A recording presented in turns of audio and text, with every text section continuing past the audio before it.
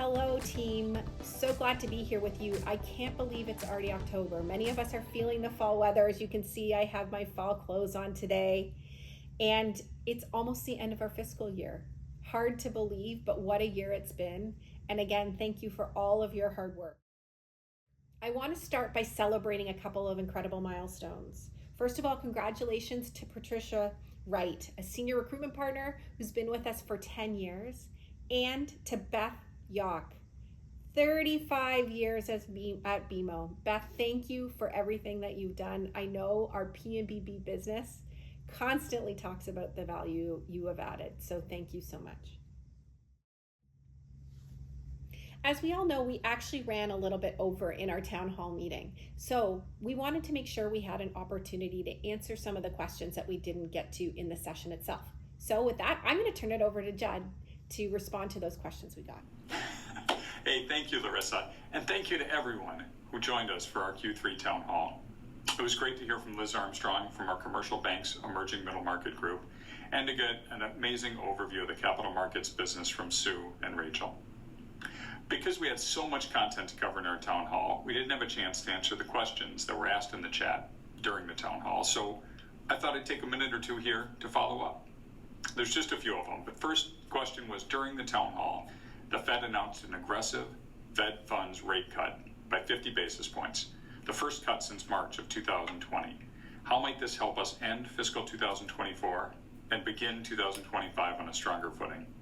So the Fed cutting rate is actually going to help our consumer and small business clients the most. It'll lower borrowing costs, and it'll give them the confidence to go out and do investment and to take on loans that they need for their families and to run their businesses.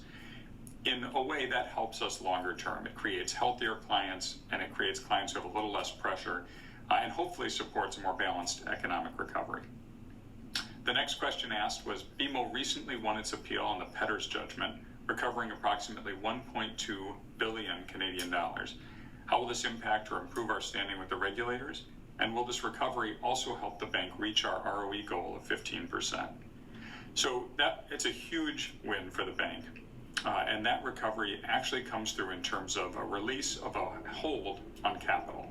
So when we lost that lawsuit, or when we had that lawsuit judged against us, we put a $1.2 billion hold, Canadian dollars, on a capital position that now, with us winning on appeal, we're allowed to release. It gives us a lot more flexibility in terms of investing in certain businesses, potentially doing M&A, although we're likely not in a current M&A cycle, and thinking about alternative uses. It does help us with regulators as well. Anytime you've got an increased CET position or capital position, you get a little more grace from regulators during tough economic times. And finally, the third question was, what more can the HR community do to increase awareness of the progress made since the introduction of Workday, like the HRSS engagement with HRBPs and managers, to assist users in the adoption of our self-service model, specifically at the higher levels of our leadership? I think this question was actually pointed at me based on the story I told about being unaware of how to use the Workday chatbot. And what I would tell you is, gosh, just talk about it. Tell the stories, tell our leaders, explain things, try and teach them the ways to use Workday rather than simply doing it yourself, even though sometimes that feels faster and easier. The more we teach our colleagues across the lines of business on what is available for them self-service and the fact that it's really not that hard, it's going to help us all in the long term. Thanks again for the great questions. I hope you all have a wonderful month in October, and good luck getting through year end. We have a couple of other things to celebrate as well. First of all, I want to genuinely thank the entire team for your contributions and participations in the American Heart Walk. We raised over $7,000 as a team. Thank you so much. And I in particular want to thank the team who was at the center of it. I want to thank Rachel, Joyce, Brian, and LaShawn. Without your dedication and volunteer time, we would not have gotten to this point. So thank you so much. I also want to celebrate the fact that American Banker has again recognized BMO as having the top team in banking, as the most powerful women in banking. Congratulations. This is an incredible accomplishment for all of us, whether we were on the winning team or not. And we were specifically recognized for the work that these women did on the integration and acquisition of Bank of the West. And so What a thing to celebrate. We've won this award 13 of the past 15 years. That is unprecedented, and they've actually changed the rules. You can only win every second year now, probably because we've dominated the category so much. For many of us, fall is in the air. You can see I have my fall colors on today. And of course, we're coming up to celebrating some great things, including Canadian Thanksgiving on October 14th, as well as Columbus Day and Indigenous Peoples Day in the US on the 14th as well.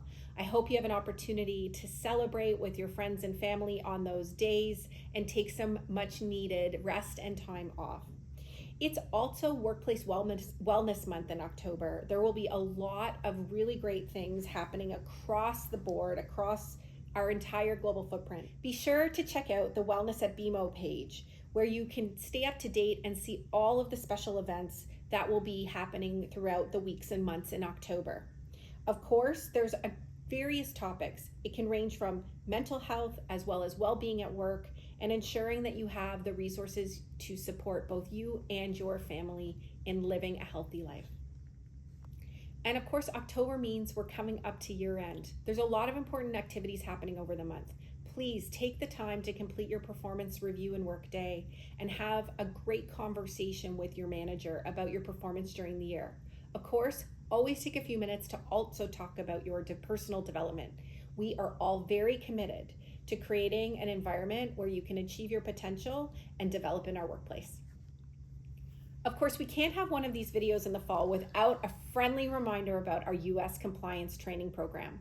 Please do your training. It is due by November 30th, but if everybody could take a few minutes to do it before then, we would really appreciate it. As you know, we are trying to make these training programs more succinct and more dynamic so that we're covering only what is required, but we all need to do it. It's an important part of our code of conduct and ensuring that we all know the requirements as it relates to ethics, legal, and compliance every year. In closing, I want to say one more last thanks for an incredible fiscal year. As you know, we're hitting some headwinds right now, but as we've discussed at several points, we have really strong fundamentals as a bank, and we're going to get through this. 45% of our business now comes from the US. We are a full, huge part of BMO and BMO's future. Take that with you as we go into year end. Thanks everybody, and we'll see you back here in F25.